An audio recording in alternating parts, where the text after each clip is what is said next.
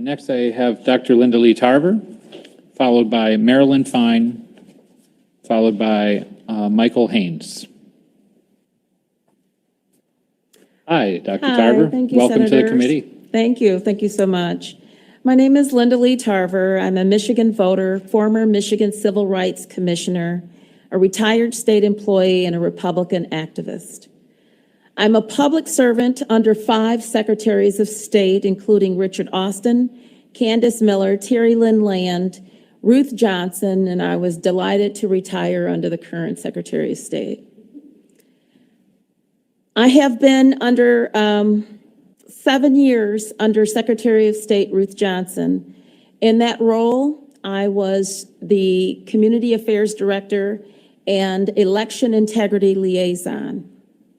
I assisted in preparing cases for referral to Attorney General Bill Schuette to prosecute for voter fraud. Ballot harvesting in Detroit, Flint, and Pontiac has been going on for decades. It's a misdemeanor to give your ballot to anyone not allowed by law to receive it, and it's a felony to take that ballot. People have been prosecuted in Michigan over the years as a result.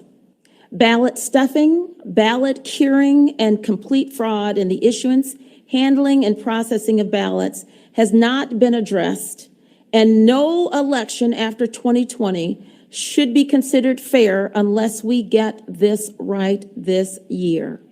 Amen. The complete hate, disdain, and apathy for Republican poll challengers is but one way of how elections are stolen in Michigan.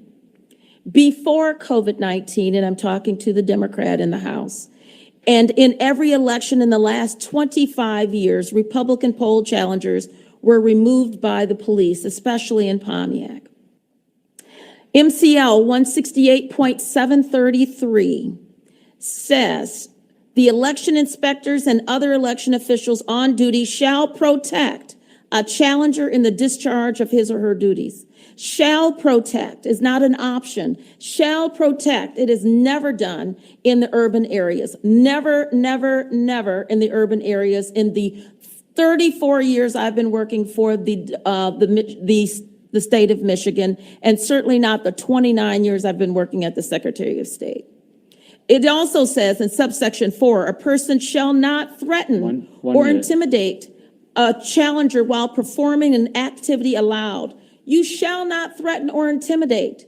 It is a misdemeanor for what they have done, these inspectors, to continue to intimidate and throw out Republican poll challengers. It has been going on too long. 71% of Detroit precincts, our largest city, cannot be recounted. As always expressed as minor clerical errors, these are not minor. There are touch points in the process for these ballots to be, and the accounting to be done, those ballots to be opened. In order for this fraud to be corrected, we need a complete audit. You need to have optics on it. This has always been done in the communities of color. It needs to stop.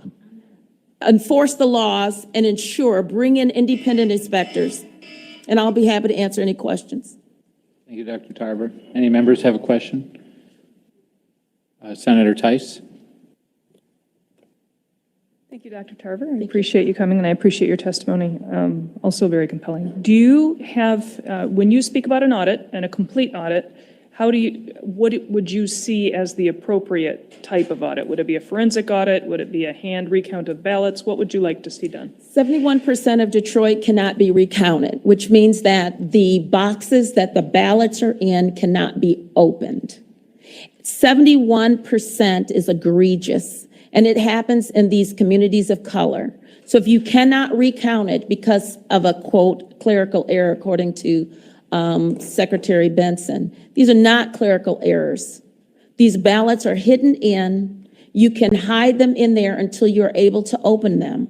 There are processes that have been allowed so that when you cannot balance your precinct, you can go to a counting board or a board to evaluate them. At that time, those errors are supposed to be fixed, and they can open up the ballots. The only way to open up the ballots right now to get your ideas on it is for you to do a complete forensic audit that needs to be done to open up those ballots.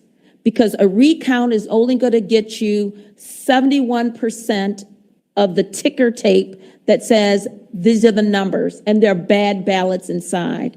You cannot look at the ballots if you do a recount. You need an audit in order to do a forensic audit to look at those ballots. Some absentee ballots that were coming in were not even folded. How do you have a pristine, flat ballot without being folded if it was an absentee ballot? And therein lies some of the problems. And once it goes into the machine multiple times, you cannot open up the case. If you put the wrong number on the seal, you can't open it up. If you put in, it doesn't balance, you can't open it up. And so there's problems with what's going on. We need to open up those ballots for the integrity, because we cannot move forward in any further election. Can I ask a follow-up? So I am curious, because I understand that a lot of them didn't balance. What is the appropriate process once you get done with the election and you've done the ballot count and you realize that they're not balancing? What would the appropriate process be right then?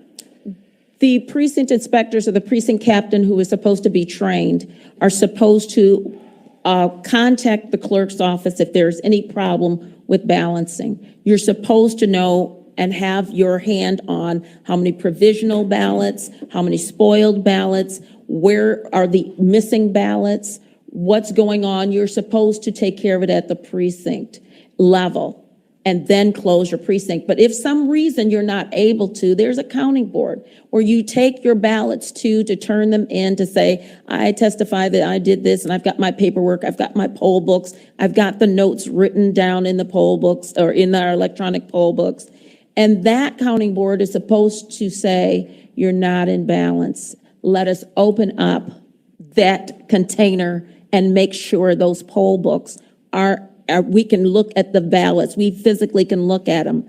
But in these urban areas, they're lazy and they're not taking this, the civic right very seriously, or their duties very seriously. They take an oath when they do as a precinct inspector. They are not taking it seriously and have not for years.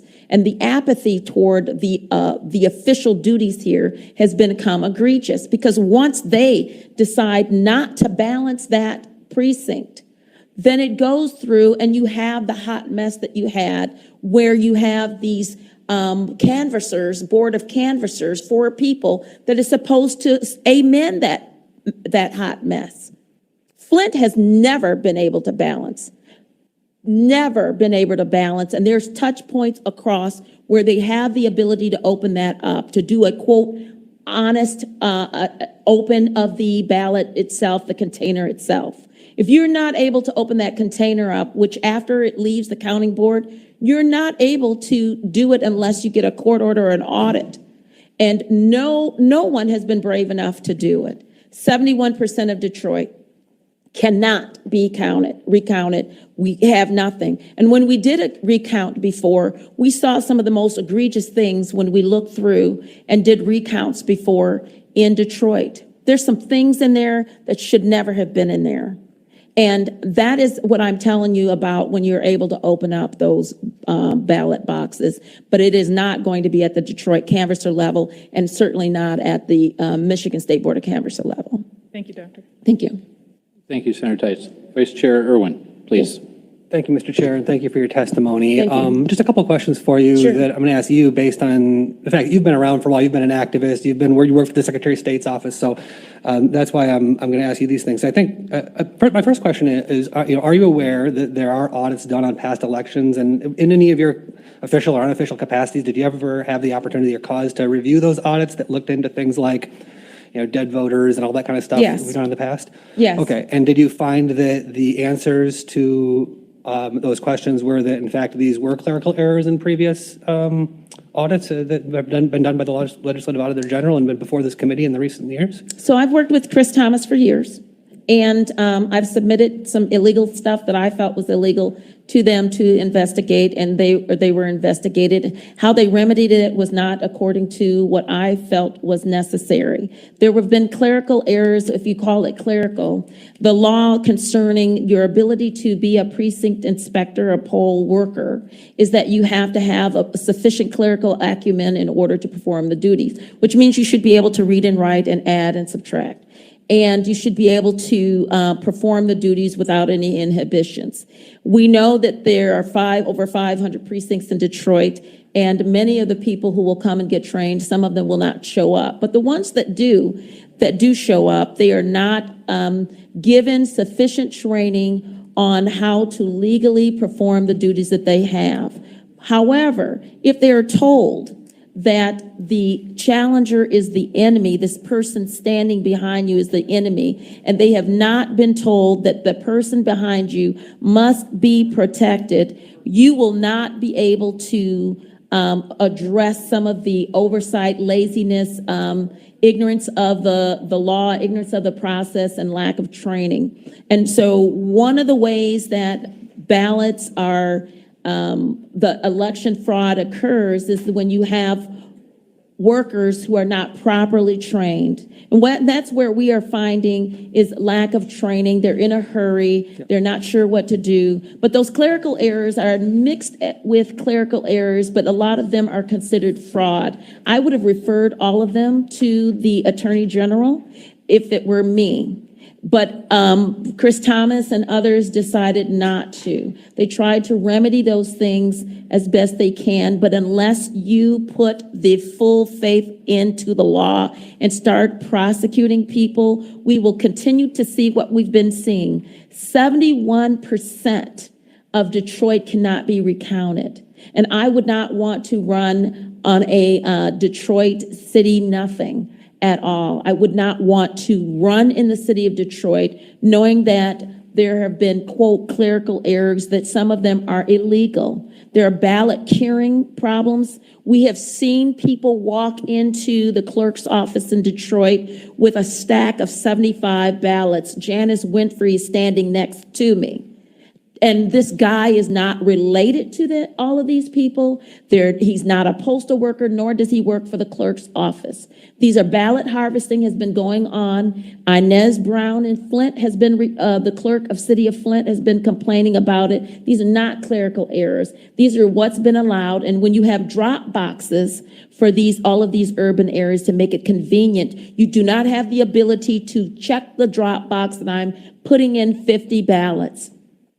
If you don't compare the signatures, you toss the signature out. You don't compare the signatures, you're supposed to. It's in the law. We are not following the law, and we are not following it in every election. And the larger the jurisdiction, which are people of color, people who look like me, the more fraud that can be inserted into stealing an election. And that is a problem, and we need to stop it.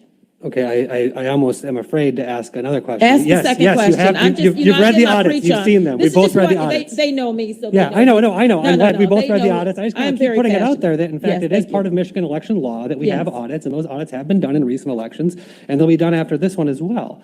And, I just want to put that out there. And then also, one of the things you You're said that talking I about really a agree with you. post-election, that's yes, right. but That's what the law says. they're insufficient. I appreciate your They're position. insufficient for what the purpose is. I'm asking for a forensic audit of the election itself, looking for the fraud and illegal votes. Yes, and I'm wondering why the Trump campaign didn't want to do a recount, which would have been the normal process. Why But let would me you ask my second recount question. 71% of the votes cannot be recounted? You know what? That's a problem. I want to agree with I'm you just on telling that. you, I'm trying to build why up to agreeing with you. Why waste your money and time? It costs money to do a recount. Why waste your money when 71% of the votes that you need to look at physically cannot be even seen? Okay. That And that builds up to my next 29%, question. I'm not paying $2 million or $4 million for 29% of the ballots that can be counted, because the rest of them cannot be counted. That's one of the reasons why I voted against the changes to the recall law that made it so onerous and difficult for people who wanted to look into these issues. Open up However, the ballots. The Yes, sir. issue that you mentioned that I just want to highlight for the committee, because I really agree with you on this, is that, when you have a situation where there's a discrepancy at that precinct, those precincts should be recountable.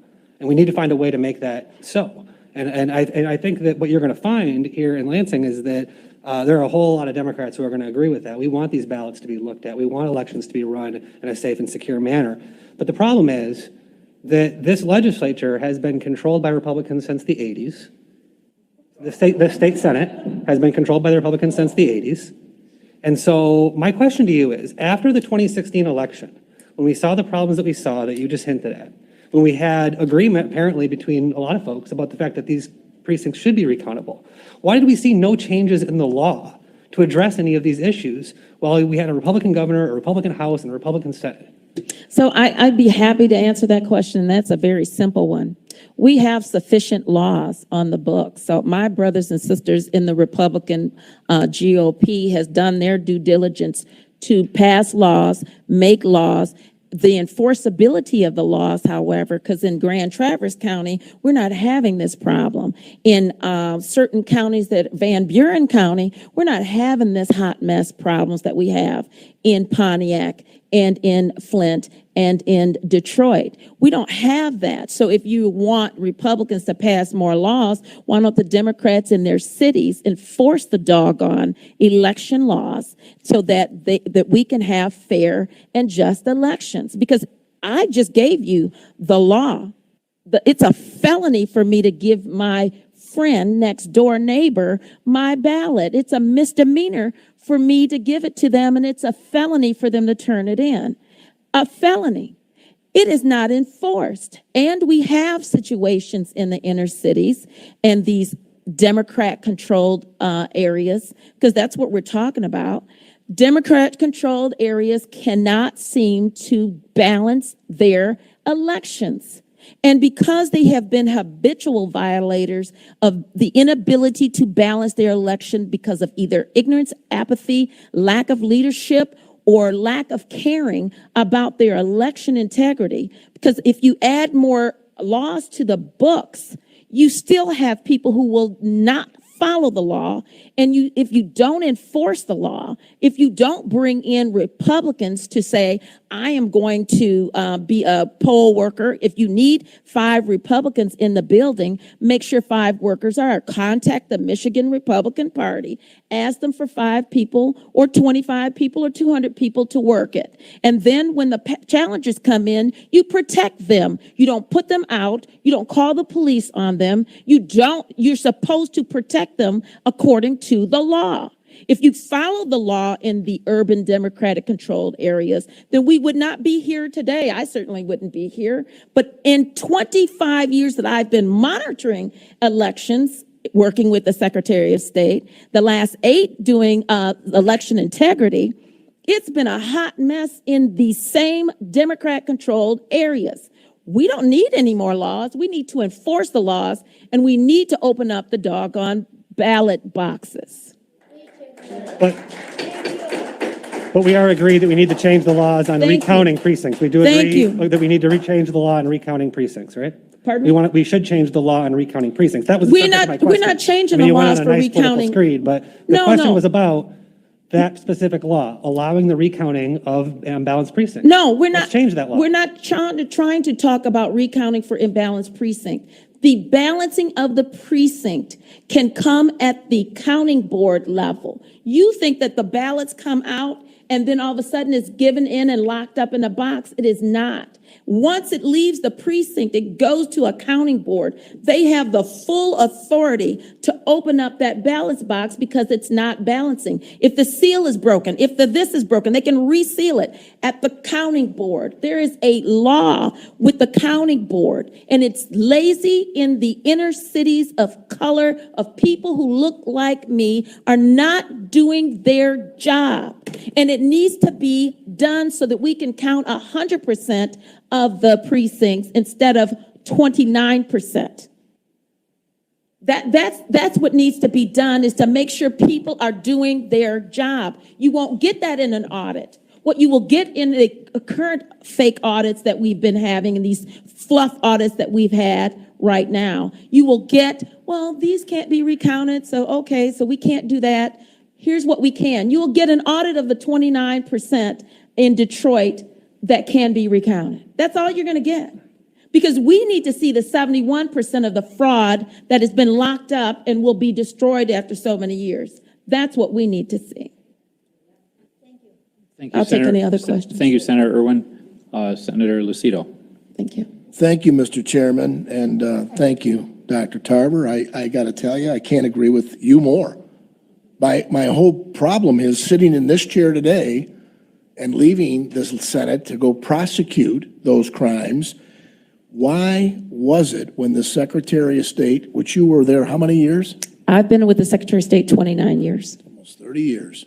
We've been in this room here over 6.5 hours, and the irony is it's about the same issue. If the people are doing their jobs and the integrity of the vote is being respected, we wouldn't be in here today. That's right. 2 is 71% can't be counted because Of fraud or apathy or incompetence or clerical error or all of the above. So we did some testimony, and the chairman was gracious enough to bring in 3 separate identifiable clerks from 3 separate identifiable counties. We asked these questions. How many of the ballots weren't signed that you didn't count? How many didn't look like signatures? I mean, we went into the deep dive because there's so many people that are so disenchanted. I don't want them to give up on the vote. I want them to remember that people sacrificed their lives for these amendments. People who look like me died to get the right to vote. And I'm telling you, it is sacred. And this discriminatory practices with women not getting the same right that men years ago. If it's a felony, it's a felony. If it's got to be prosecuted, it should be. Otherwise, the whole fabric of this entire nation falls apart. Discrepancies in the precincts, I get it, to my colleague up here. If you're going to have discrepancies, it's if it's an easy fix. But I'm not hearing things from all over the state. I'm hearing them in segregated areas, and I think you are targeting these areas by saying people are either inept to do their job or they don't care about doing the job. They have either been instructed not to care or have been allowed to, over the decades, not to be held accountable for the lack of accountability in the sacred vote. When you have gone so many years, people do not want to be called racist. Right. And if you're going into urban areas, in particular Detroit, you're hearing, why are you trying to disenfranchise the black vote? Yeah. You are racist, racist, racist. I think this, and I But that has been the mantra to allow for the 71% of no accountability when we have safeguards in place to ensure the balancing of the precinct and the seal that is not broken. Dr. Tarver, those ballots are not of color. I agree. They are one color. That's right. And they go in and they have parties on them. And the disrespect that I've heard throughout the process in Wayne County, in Detroit, only leads me to believe that even an audit process, and I got to ask this question, if 71% can't be counted, Cannot. the audit process to spend the kind of millions of dollars that it would take, and I really don't even know what CPA firm or what firm would do an audit. Have you, in your almost 30 years with the Secretary of State, could you identify a firm that specializes in election audits? We'd have to bring in the federal government. The forensic audit that is needed Yep. is not going to be what has been done in order to open up those ballot boxes, which we need to. So That's where we need to open up the ballot boxes. if this has never been done, if this has never been done in the history of this country, I'm asking this question. Does the legislature cumulatively or collaboratively work on a standard that would be the audit process? Because the next thing I see is that there's going to be debate over the audit process. I don't see the legislative body, this body, passing any law to change anything because must balance is not going to force Detroit to balance. Must balance is not going to force Inez Brown, the city clerk of Flint, to balance. Must balance, she has never been able to balance since she's been an election clerk there. So she's never balanced. Pontiac won't balance. There's a few other places, mostly urban areas, that will not balance. And they don't have to be as large as Detroit. They just won't balance. And if we don't have a mechanism in place, because once you pass a law that says we're going to do this, it is not going to be heeded, because then if you try to enforce it in the urban areas, you'll be considered a racist. You'll be considered disenfranchising the voters. You're just trying to check on us. Oh, black folks from Detroit need to have our whatever, 71%. If you can't count it, you can't count it. And this Secretary of State will call it small clerical errors. And that is the mantra and talking points that should not be done. This is not a small clerical error. If there is fraud in those 71%, they need to be opened. Open the boxes. And that's going to be the new mantra, hashtag open the boxes. Mr. Chair, I just have we're going to get down and drill down on this, but the reality is I don't think my colleagues on the opposite side of the aisle feel any differently. I think, to Senator Irwin's point, all of us want the integrity, respect, and trust. Otherwise, we sitting here as lawmakers make no sense if the vote doesn't count and it doesn't accurately reflect what's going on. But That was certainly the sentiment expressed at our joint committee's first meetings by all members. And at the end of the day, though, if we don't have the capability of resurrecting this wrong to accurately reflect what the vote is, how did it get so disenfranchised that we all are sitting here today hearing ballots brought in at 4 a.m? I must have heard it 20 times, maybe more. Ballots that were going through and counted 8 times. Ballots that weren't signed going through, or the signature appeared, or the date, 1900. Oh, yeah. The constitutional issue and the constitutional issue that the president is arguing, which is a valid one, is that the equal protection under the law, it's required under the Constitution. And this is the president's argument. Me in Lansing, Michigan, if I sent in my absentee ballot, I didn't sign it, or I voted straight Republican and straight Democrat, my partisan section should be spoiled because they should not be curing it.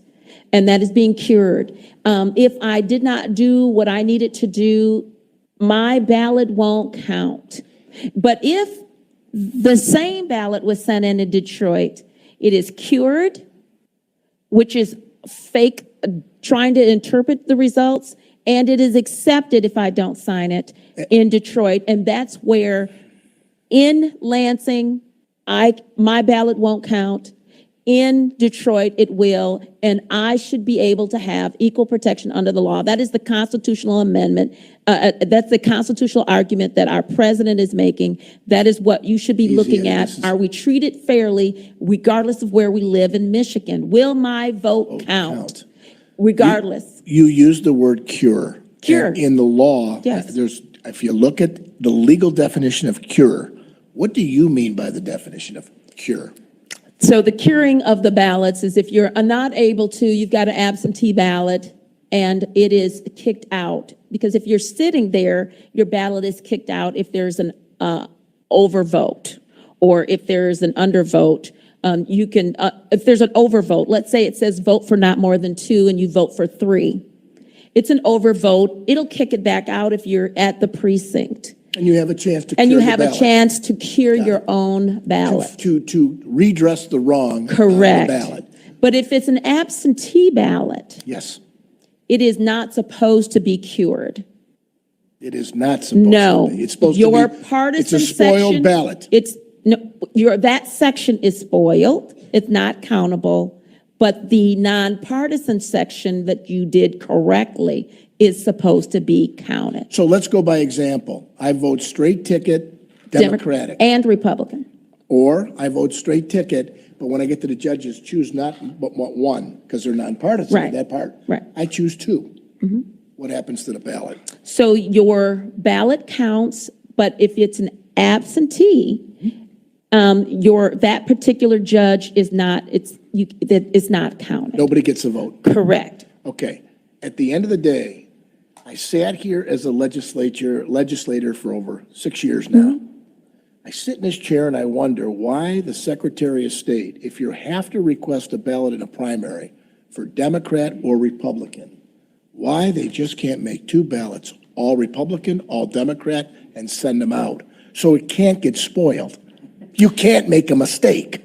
You can't go across the center line. That is what occurs during the primary. So each group, Republicans and Democrats, get it. decide who's going to be on their ballot. But if you don't want the ballot to be spoiled and not counted, and you want your vote to count, You and can split your ticket in the general. in the general, but I'm Correct. saying in the primary, do you see why, if I'm asking for a Democratic or Republican? No, I would agree with you. I Because would now agree it's with an you. impossibility to spoil that ballot. That's only in the primary. Primary, right. But that brings the next level of seekers to move to the general. And if the ballot was spoiled enough times, that seeker may not get the opportunity to serve. I agree. Okay, one more thing, and then I'm going to call it, because I I hope know so. it's been. No, but you know what? I'm tired of sitting here and trying to defend I'm just giving you a hard time, Mr. Vice Chair. Just go ahead. Give him all the time he wants here. 71% not being able to be counted, which means 71% not being able to be recounted. Which means, do we ever get the opportunity to find out what the hell happened? You will never know what is actually in that box, in the ballot box. You're not able to determine if those who are, those ballots are even duplicated. Do you If you believe- see people sending in 3 or 4 got it. times, I you don't understand. know. So that statement of 71% has been stated out in the public. You are aware, being with the Secretary of State's office, 29 years, that's a long time. At the end of the day, does this give rise for the Attorney General to make an investigation and inquiry why 71% of that vote went that way? Yes, I would believe that, again, if there is impropriety, that is where the Attorney General can investigate. I've prepared referrals to Bill Schuette for election crimes. We've had people in Michigan prosecuted for voting in Michigan and at their summer home in Florida. We've had people who were not here legally, non-citizens, vote in Michigan. We've had tons of people who voted twice, voted in person and absentee, and they're doing it in large clusters in these urban areas. It is a problem in the Democrat-controlled areas. It's not the problem with the laws on the books. It's a problem in the Democrat-controlled areas, and the laws need to be enforced. And if they cannot be enforced, they need to at least bring in the federal government to do an oversight and administer elections in these urban areas, which have been routinely unable to be balancing at the end of the day. We have too many touch points where those things can be balanced, but we are not, we have an apathy or just a corrupt, either apathy or a corrupt system. And for some reason, we have no appetite with this governor, Secretary of State, or the Attorney General to do anything about it at this point. This is too egregious and too much fraud that it should have been already investigated. Well, we have seen prosecutions in election fraud, such as Southfield. There is selective prosecution in certain areas. At the end of the day, why wouldn't this state want the ability to make the inquiry? Is it because the case isn't delivered perfectly? I mean, these are credible people that are testifying here, including yourself. It is COVID, before COVID, and even with COVID, COVID does not change the law. The law was not changed to accommodate COVID. The people who are the challengers are required and need to be protected in order to see the process. They can challenge the voter, they can challenge the precinct inspector, and they can challenge the entire process.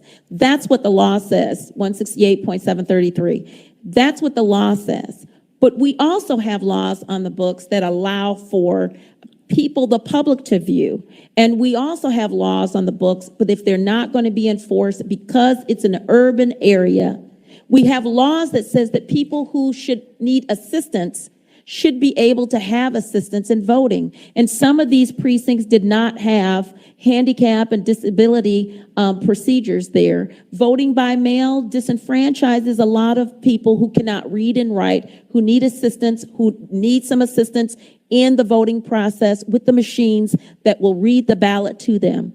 And so this is the problem where we're not allowing, we've used as an excuse COVID, but we are not allowing what needs to be done to be done. Just like the children who are not in school with disabilities are not getting the special care that they need, neither did the voters here in Michigan. They did not get the special assistance that is required by law. These special assistance, even those people who are blind, people who need Braille, people who need special audio equipment, we have those at every precinct, or it should be at every precinct, so that the people of Michigan will have everything they need to vote, and that is not being done in the urban areas. And people don't want to touch Detroit, but it is not a sacred cow anymore. It is looking more like a cow, but not a sacred cow anymore. I want to say thank you to the chairman. I've gone way over my time. So have I. I'm And sorry. you know what, though? These questions need to be answered because all of us are here because of this. Thank you. And I appreciate the Thank you. discussion. Thank you. I do want to say, I wish that we had the opportunity to bring you in on a time. I mean, the agenda today was really supposed to focus on TCF, but out of respect to you and your experience, that have allowed us to go off. But we may need you to come back when we Call get me anytime. You more know where I'm into that specific subject matter. So thank Thank you. you. Thank you so much. Thank you.